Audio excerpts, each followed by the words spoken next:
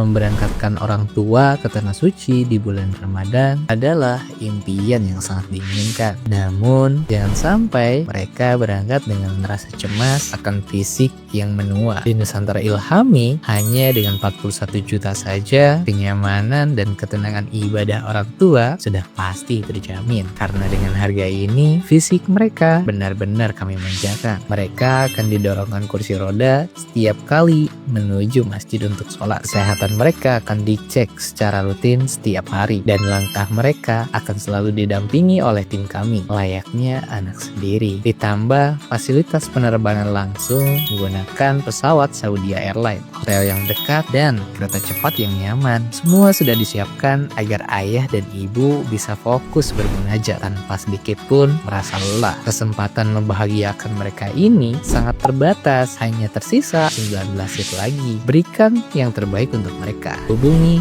kami sekarang.